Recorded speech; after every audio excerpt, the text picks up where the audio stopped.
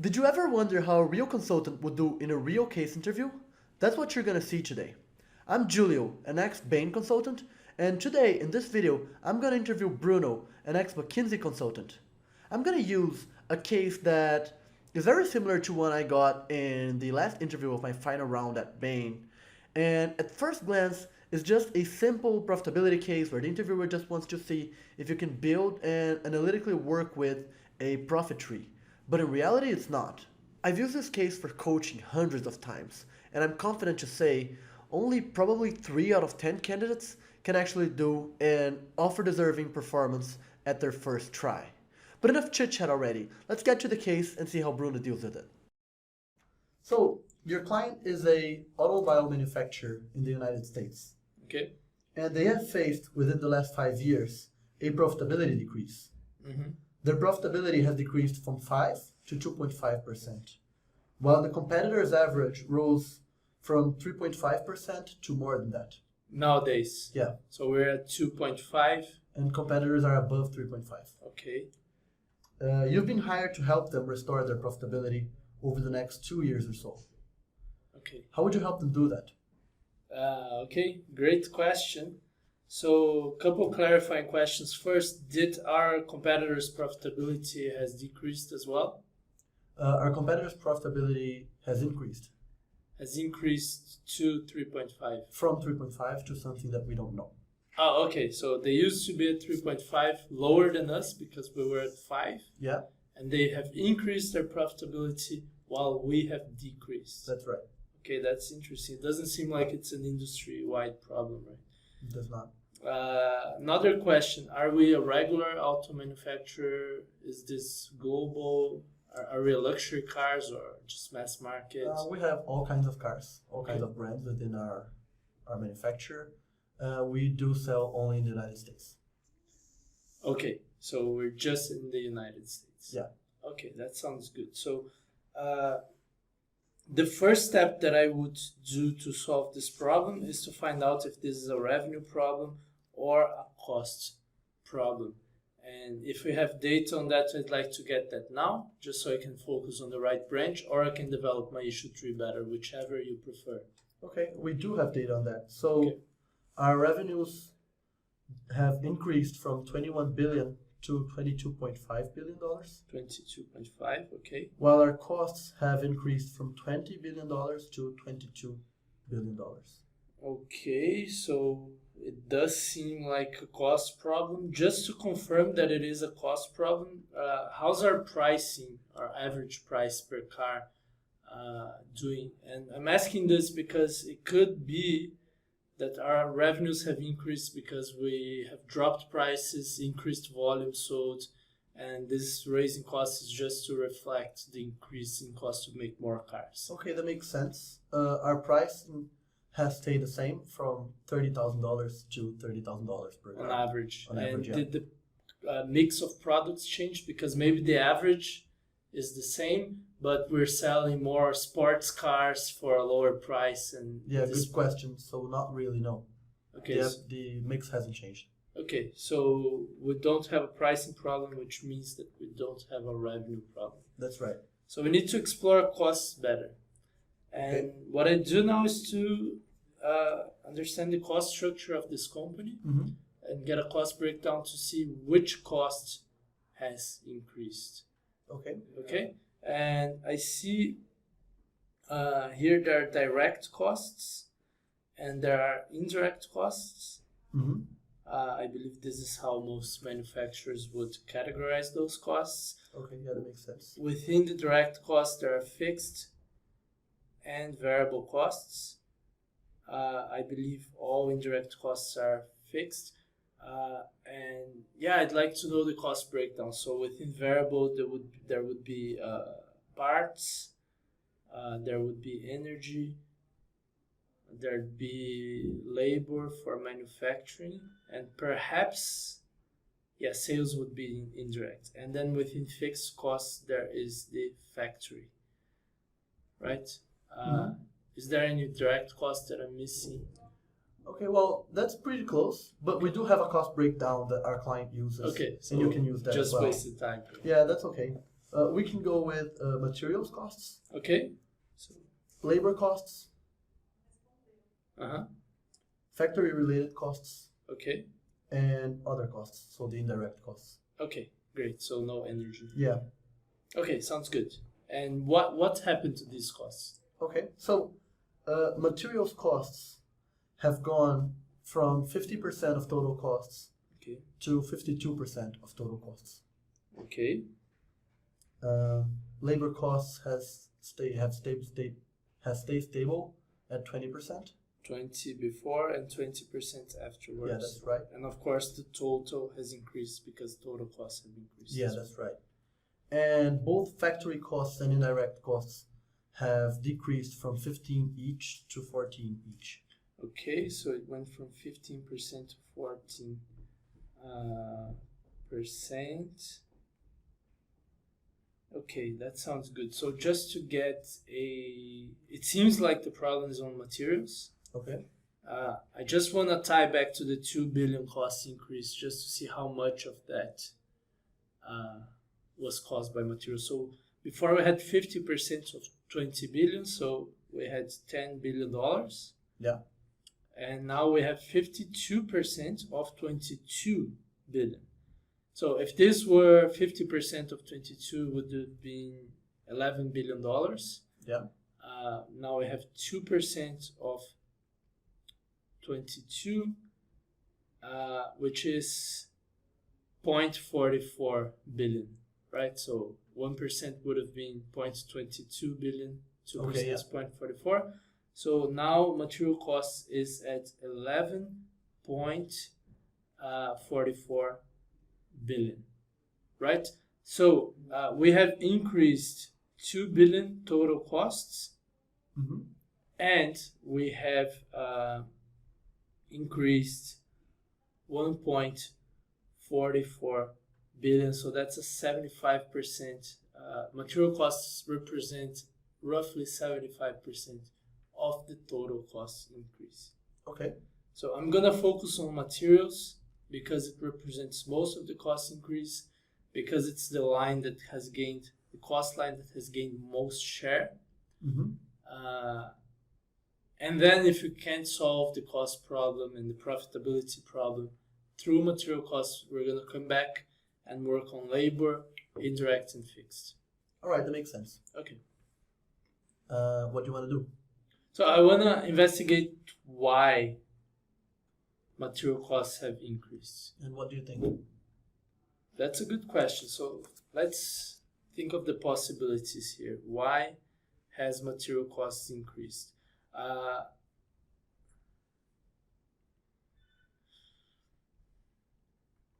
One clarifying question that I'd like to ask is, do we know if our competitors' material costs have increased as well? We don't really know that, no. Okay, because that would be really informative information to have, because they probably buy the same parts from the same supplier. So what I would do here is break down materials into the different types of materials. So we have steel, we have auto parts, we have tires, glasses, electrics, all this stuff we buy. Mm-hmm. And I would try to understand which one has increased, and then I'd ask why again. So say if it's steel, are we purchasing different types of steel or from different suppliers, or what's going on? But the first step would be to understand which category of purchased parts has increased. Okay, all right, we do have data on that, actually. Okay.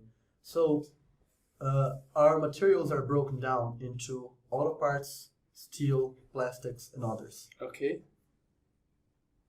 So you were pretty close. Yeah. And as a percentage of materials, auto parts has increased from 60% to 65%. As a percentage of materials. Yeah. So we're talking about a 11.44 billion. Yeah, Okay. Auto parts went from 60 to 65%. that's right. Okay. Steel and plastics both decreased from 15 to 13%. Okay. And other costs has decreased from 10% to 9%. Okay, that's interesting. So it seems like it all comes from auto parts. We can't know for sure unless we do the math. So I'm gonna do the math really quickly. We had 60% of 10 billion. We used to purchase 6 billion in auto parts, and now we're purchasing 65% of 11.44 billion. Okay, tough math to do here. So let me divide this into 50% plus 10% plus 5%. 50% of 11.44 is, well, 50% of 0.44 is 0.22, and 50% of 11 is 5.5. So 5.5 plus 0.22 is 5.72. That's 50% of the total bill. That's right. Then 10% is 1.14 or 144. I'm just gonna, well, let's do the exact math here. Okay. And then 5% is 10% of the 50%, so it's 0.572. So summing all up, we have 6. 2 plus 4 is 6, plus 7 is 13. 7.36. Wait, pause. Did you see that? 65% of 11.44 billion is 7.436, not 7.36. Bruno made a mistake there and I didn't notice. The values were so close that it didn't catch my attention. They both rounded to 7.4, and I actually only noticed this when I was editing this video. In a real case interview, it's actually possible that the interviewer doesn't notice a mistake, but it's unlikely. And what would have happened if I had noticed it? I'd have asked him, "Are you sure?" And then he would have one chance of finding and fixing his mistake.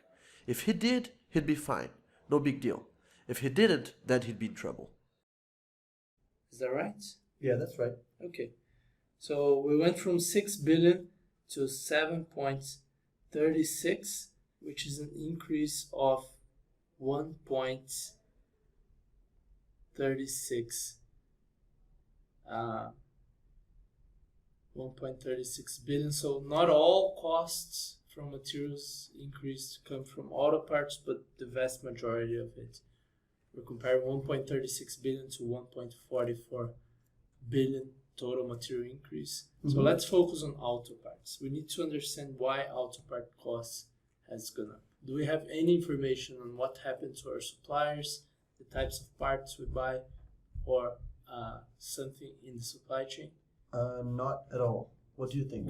Okay, so let's raise some hypotheses on what could have happened here. Either we're buying more parts, and to some extent we'd have to buy more parts per car because the materials cost has raised more than the total revenue, right? So that's why we're having a profitability problem. Or we're paying more per part on average. Do we know which one of those two is the most responsible? We don't know, but I'd like to see hypotheses in both. Okay, so cool. So if we're purchasing more parts per car, maybe our mix of parts has changed, or we have new products, which is another source of mix changing, but then we caused it instead of the market, or the waste is higher in our manufacturing chain, right? Now, if the dollar per part has increased, so if we're paying more per part, that's either because we have switched to more expensive suppliers, or that happened at same suppliers.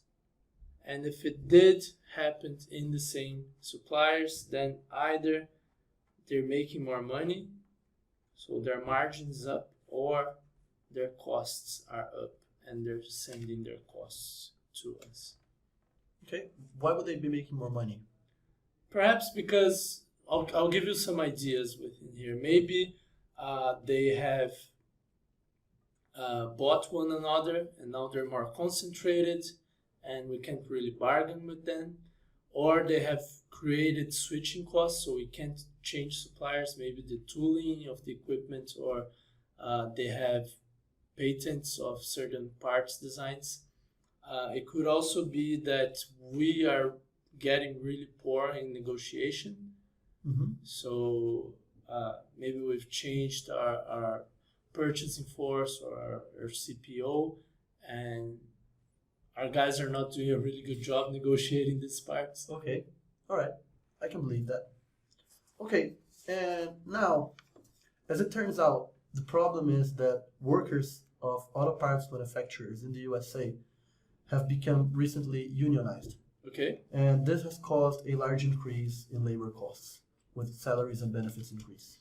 For our suppliers. For all USA manufacturers. Our suppliers and us. Okay. No, just our suppliers, but all suppliers of auto parts in the USA. Oh, okay, so this happened to our competitors as well. It did, but other players in the market have outsourced the production of their auto parts to other countries. Okay. And we're currently considering outsourcing the production of our auto parts to China. Okay. What factors would you take into consideration to decide whether or not this is a good idea? Okay, so just to see if I understand, our materials bill has increased because our suppliers have higher costs. This happened with all suppliers in the chain in the US. Yeah. And we want to consider if we should buy these parts in China. That's right. Are we considering buying all the parts or just some of them? As many as needed to bring our profitability back to 5%. Okay, and we need to make sure that it's... You want to know how would I decide, how would I have the client decide if we should purchase these parts in China, is that right? Okay, sounds good. Can I take a minute to think? Yeah, take your time. Okay, so...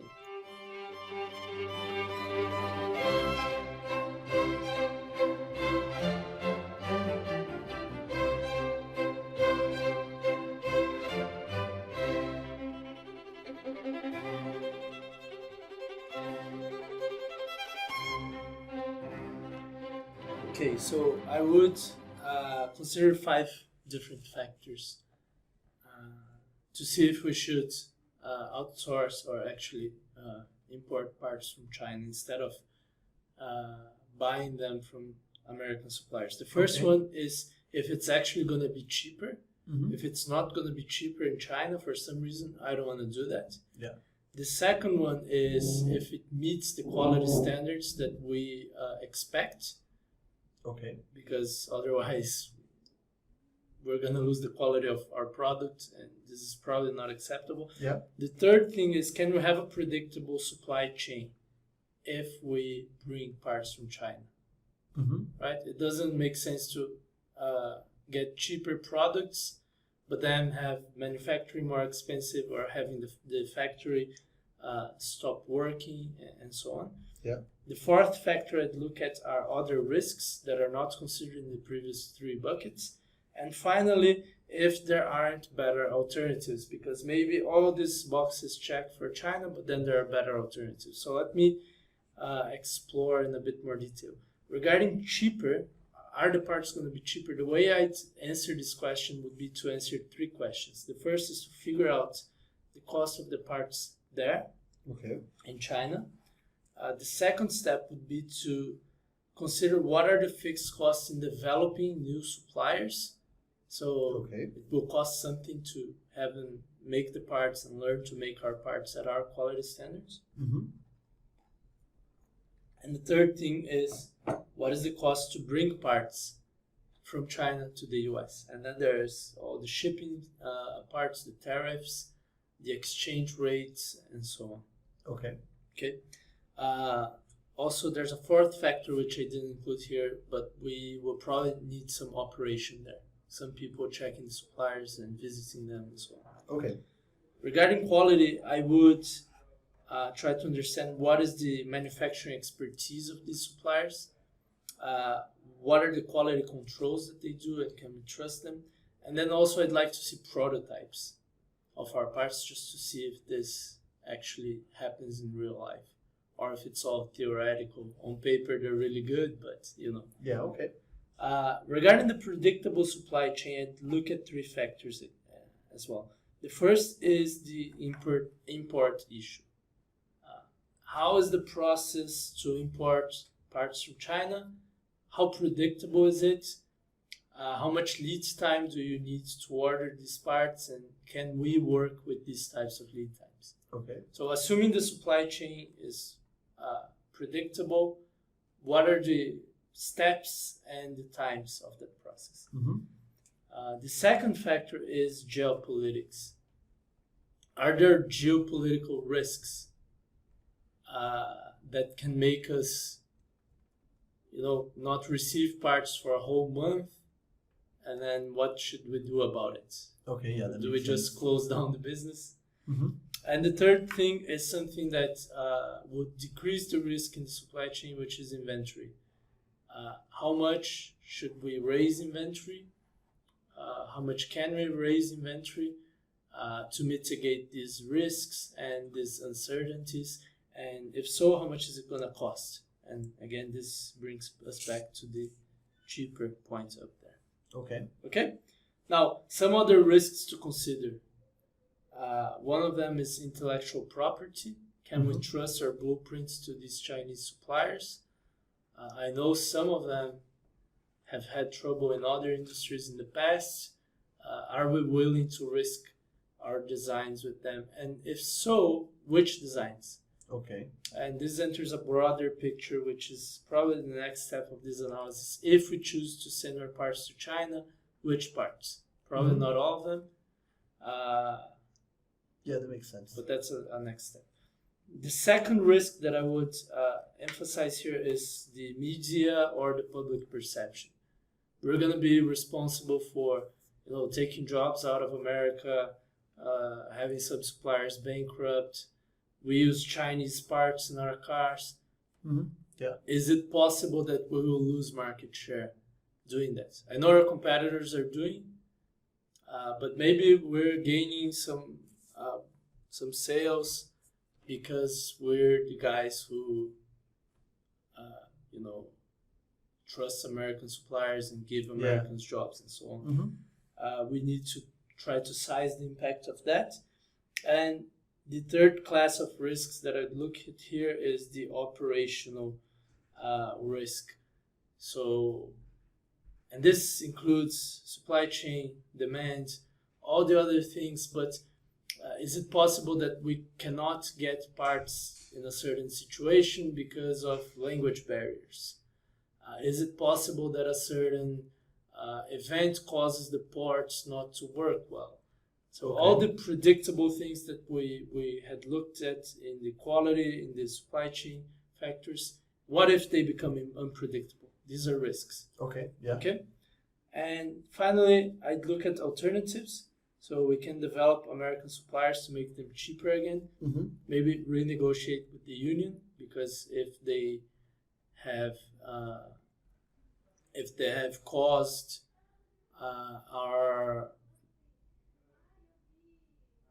parts to be too expensive to the US, it doesn't really matter that they have higher salaries if they're going to get fired anyway. Yeah. Or make them cheaper in other ways. Maybe integrate the supply chain better, teach them how to be more efficient and so on. Another alternative is other countries. There's Southeast Asia, there's Mexico, there's a ton of other countries that could be viable and perhaps even cheaper than China, or with less risks.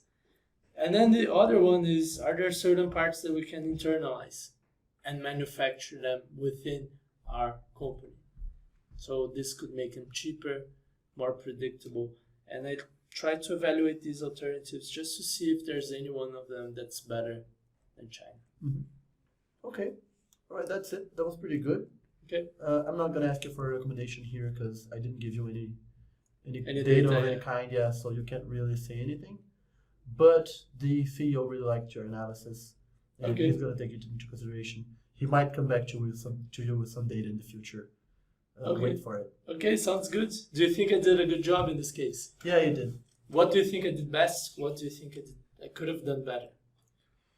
Okay, so definitely the best points in your analysis were that in the second question, you raised some really good points in what you would consider. The second question was why materials increased. Yeah, I'm going to go with the third question then. What we should consider when outsourcing our parts to China, when deciding whether we should or not. Okay. So some really good ideas here were developing new suppliers would have fixed costs in China, and that's something that very few people would think of. Another one was predictability of the supply chain. Yeah. And even so, that was a good idea in itself, and having that impact inventories was something that hardly anyone would think of. Okay, so those were really good points. And one thing that I wished you did, and it helps that I did a project in an auto manufacturer once. So. Probably does, yeah. So yeah, guys, don't expect everyone to think of all these issues. Right? Yeah, but at the same time, you can always learn from this, and it won't work only for profitability cases regarding automobile companies, but right. You can always know from now on that predictability in the supply chain allows you to have lower inventories, and unpredictable supply chain will have you have higher inventories. Yeah. That's something you can know for all cases, and this works for all other issues. It works from case. Any manufacturer, even McDonald's, right? Yeah. I mean, they have inventories of burgers and bread and so on. So. Yeah, and still, like for all other issues. So we're talking. Let's see. You have financial costs because you're outsourcing to another country. That probably means that you either have risks currency risks, so your currency is going to go up or down, and that might change your costs, or you're going to have hedging costs to prevent that. Right. But anyway, you're going to have that in any case where you're doing something in one country and another. Yeah. Regardless of whether you're outsourcing your production or you're starting to entering a new market in another country. Yeah, that's right. And one thing I wished you did different was in the beginning of the case, I asked you to help me solve the client's problem, and you went straight into figure out what's happening. Yeah. And I wished you had said, I messed up. Yeah, but that's okay. Like, that's what most people do, and it's not the end of the world. But I would have been much happier to have you do it differently and say, well, so the first thing I want to do is figure out what their problem is, but then afterwards, I want to come up with options. And of course, it depends on what the problem is. But of course, if I can't solve this specific problem, I'm going to come up with solutions in all other ends of my profitability tree or something like that. Yeah, so I'm going to do it right now. So you want to help improving the profitability. Step number 1 is to find the root cause of what's causing this profitability decrease. So if it's a cost problem, which cost is driving profit problem? If it's a revenue problem, is it price or volume? And then which product line or which region is causing the problem? Yeah. Step 2 is to find solutions to that root cause. And if we can't find any solutions to that root cause, what other drivers can we work on to improve the profitability problem? And then step 3 would be to try to quantify each solution and see how much it will help solve the profit problem, and also think from a more qualitative, strategic level if the solution makes sense at all, because maybe it has a really high profit potential, but it's not going to work in real life. So that's how I should have done the first question of this case, and then went on to the issue tree. In our channel, there's a video where Bruno talks specifically about this issue. He'll talk about what should have been done, how to do it differently, and why it's better. It's called the 5 tactics to stand out in profitability case interviews. And it should be right here on the right-hand top corner of your video. If you're like most candidates out there, you found the diagnostics part of this case not so hard, but the last question, the hardest one. We know that, and we felt that way too when we were preparing. That's why we built a free course on the case interview fundamentals, where we teach you how to answer any type of question an interviewer can ask you, regardless of case type, of industry, anything. And we want you to do that without memorizing frameworks. We want you to learn to think like a consultant, because that's what really impresses interviewers and brings home offers. Case interview fundamentals has been helping hundreds of candidates get their MBB offers, so I don't want you to be the one to miss out on that. If you're interested, just go to craftingcases.com/free course and sign up right now. If you want to watch other videos about case interview examples, how to stand out, how to think like a consultant, just subscribe to our channel and hit the bell button to get notified when we release new ones.